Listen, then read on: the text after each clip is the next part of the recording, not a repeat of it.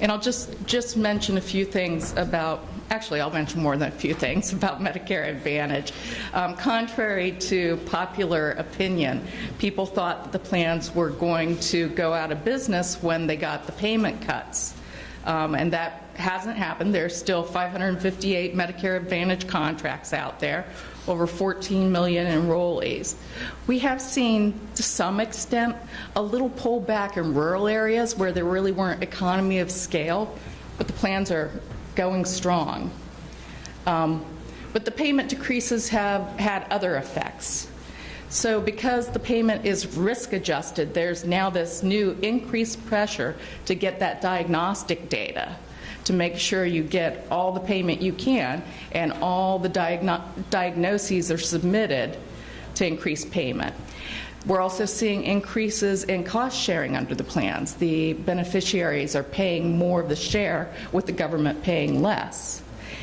We're seeing increased utilization control, more prior authorization to keep down costs. And just as I mentioned, those exchange plans, we're seeing a desire to streamline the networks, to cut down on administrative costs of having very large networks, and to focus on the most cost-effective providers. There is an opportunity under the new payment provisions to increase your payment based on having a high star rating. So we're seeing a lot of focus on obtaining quality data. And again, with that medical loss ratio requirement, that focus on lowering administrative costs. This part of my presentation isn't so much of emerging trends as same crap, different day, but since it is CAC-PIAC, and I'm sure PIAC reps are getting some of the same questions APMA gets, I thought I'd focus on some of the big questions the APMA gets and how we look at them. We get questions regarding, I don't think the Medicare Advantage plan is covering the same benefits at Medicare. Medicare pays for this, the plan doesn't. What can I do? We're hearing a lot about those terminations from Medicare Advantage networks. And we hear a lot about they want to audit my records again, they want to come to my office, or they want me to send in more records. Risk adjustment? Yes. Yes. It can be risk adjustment. They do a lot of different kinds of audits, but that's where the pressure is. With regard to the terminations, the plans are required by law to provide written notice of termination, and that notice has to include the reason for termination, and if there were data and profiling involved, they have to provide the relevant data. Now, is this meaningful?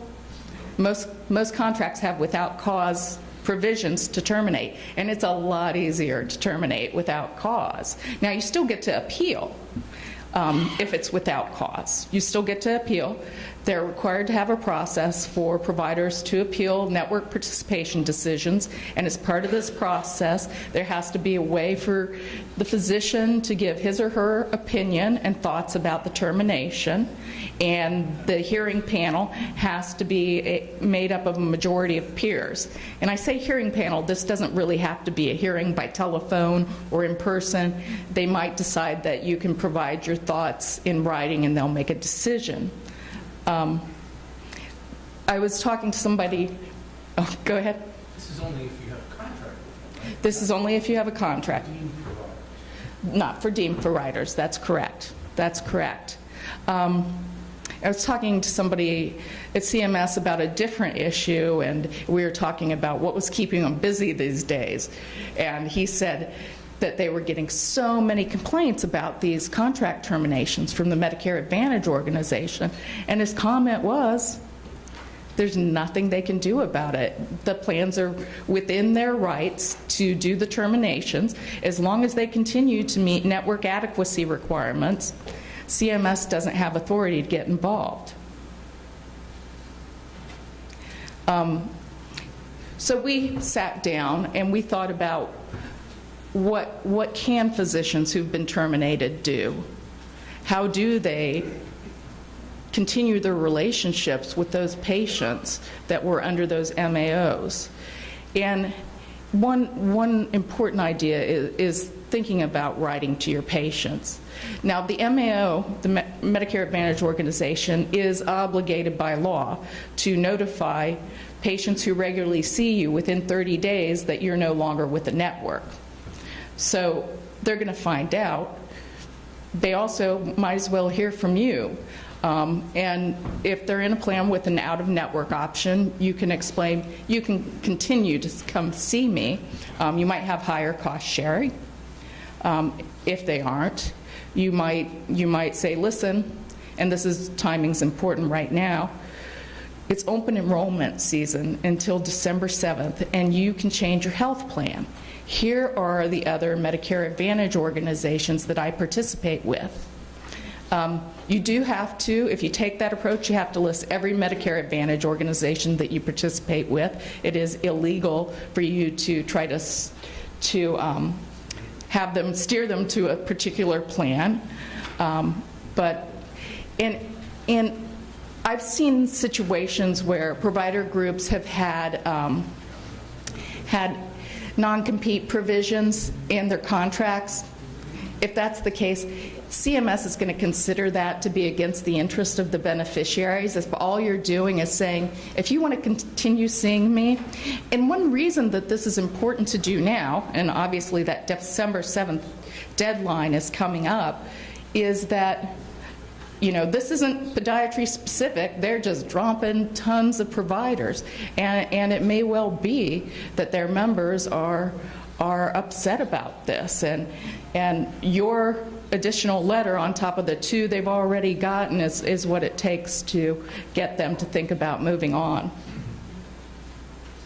With regard to, oops, I think I messed my slides up. With regard to coverage, when we get those calls about I think they're not covering something covered by Medicare, the first thing we try to figure out is it a payment issue or is it really a coverage issue?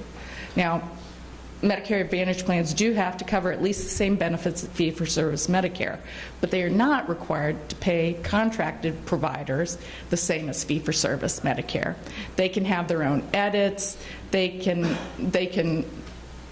you know, not recognize modifiers that CMS would recognize. So the first thing to figure out is it really a payment issue or is it a coverage issue?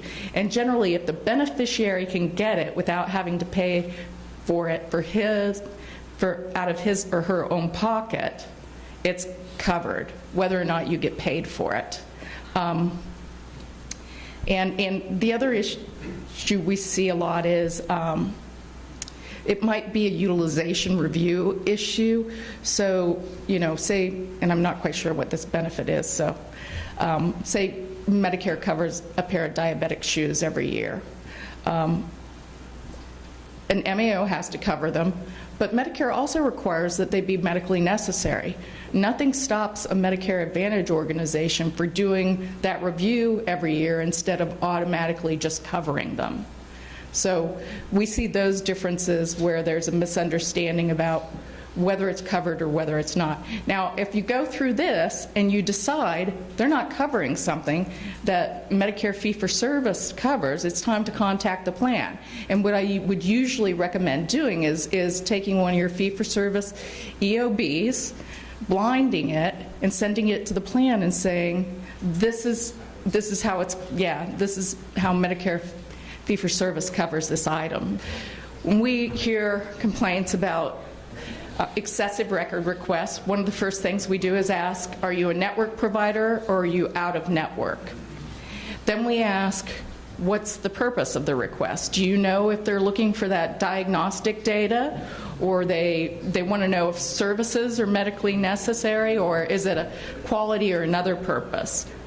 And if you are a network provider, what does your contract say about payment for records or about the notice that they have to give you?